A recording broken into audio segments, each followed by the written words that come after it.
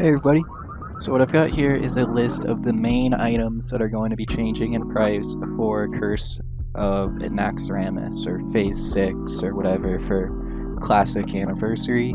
Not saying these are the only items. Of course you're going to have your consumables, your Elixir of the Mongoose, your Elixir of Strength, Grilled Squid, etc., Arcane Elixir, whatever it's called.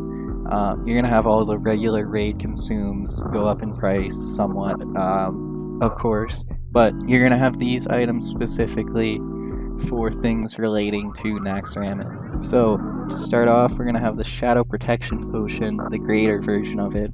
I wrote out Shadow Protection Potion and Frost Protection Potion, but I meant the greater versions of both of these. But to start off, the greater Shadow Protection Potion. This one is used for Loatheb mainly, but also Four Horsemen. Sapphiron, I believe, has a little shadow damage. Couple places where you pop greater Shadow Protection Potions.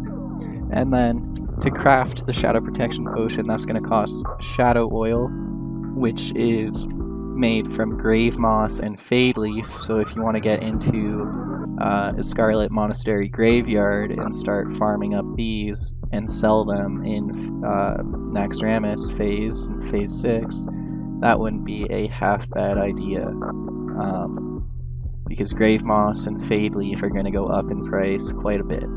You also have the recipe here, which drops from mobs in the Eastern Plaguelands. It's a rare drop, but you can farm about one recipe an hour. If for whatever reason people don't have the Greater Shadow Protection Potion learned yet, by the time Naxxramas comes out, they'll probably go to the auction house and look for the recipe and buy it then. But honestly, I don't think the recipe for Greater Shadow Protection Potion will go up all that much. I think the main thing that will go up is the potion itself and the Grave Moss and the Fade Leaf.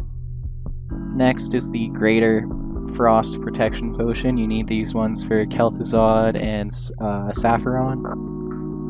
And the main thing here is going to be Elemental Water. Now there's a couple different spots to farm these. There's a spot in Stranglethorn, and there's a spot in Arathi Highlands. But whether you're farming them or just investing in them, this one is going to go up quite significantly. Probably, I would estimate, similar to what we've seen with Elemental Earth, in that it goes from being about 3 to 4 gold to around the 6 to 7 gold range once the relevant content comes out. We saw this with Encourage, where an Elemental Earth went up from being like 3 to 4 gold. It went up to 6 to 7 gold because of the Greater Nature Protection Potion. I don't see any reason why Elemental Water won't be the same type of deal. Then we have Frost Res gear. Every profession in Phase 6 will unlock, well, not every profession, all the crafting professions, gear crafting professions, will unlock new recipes to craft Frost Resist gear.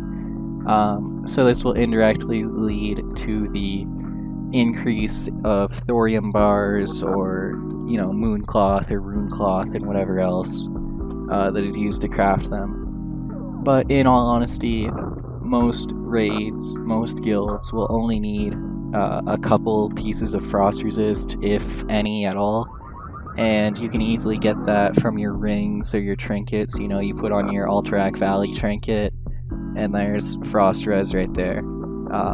Or you switch out a cape, or you switch out a ring, or whatever. So it's not like you're going to be wearing an entire set of Frost Resist gear, but you might throw on 1 or 2 pieces to get past that breakpoint for Sapphiron or Kel'Thuzad. The other thing is Arcane Crystals. To get into the raid, you have to pay a variety of various materials. People are going to have to buy Arcane Crystals for their alts or their mains if their mains aren't high enough reputation to get into Naxxramas. Nexus Crystals, a similar type deal. With all the gear and whatever, enchants, Nexus Crystals are used for that. It's the same deal with enchants every time a new tier comes out. Now here's a big one, Cured Leather Hides.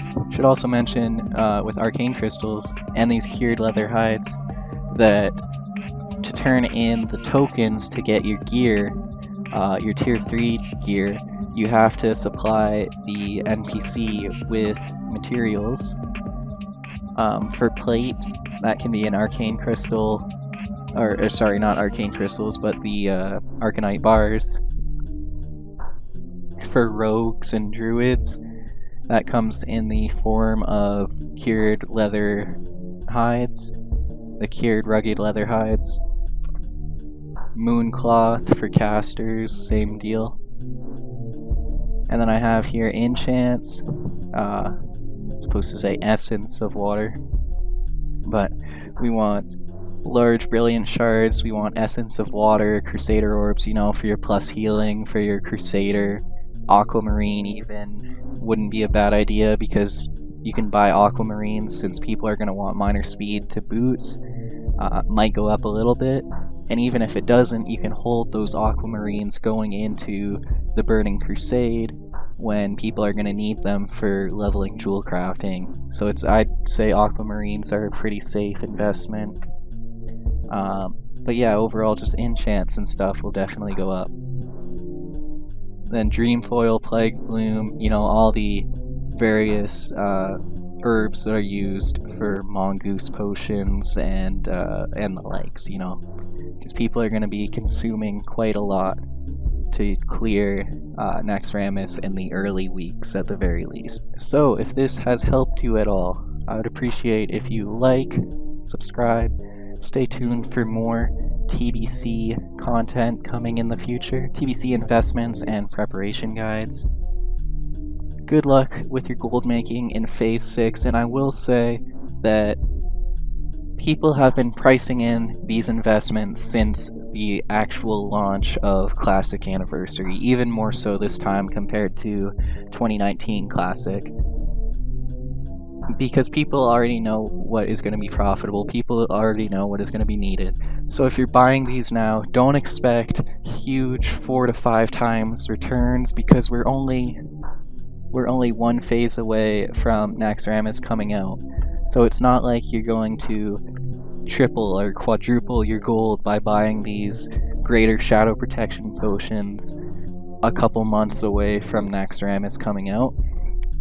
But there's still gold to be made here. You know, you buy an elemental water now for an average of 3 gold, and you sell it for 5 to 6 gold once it goes up in Phase 6.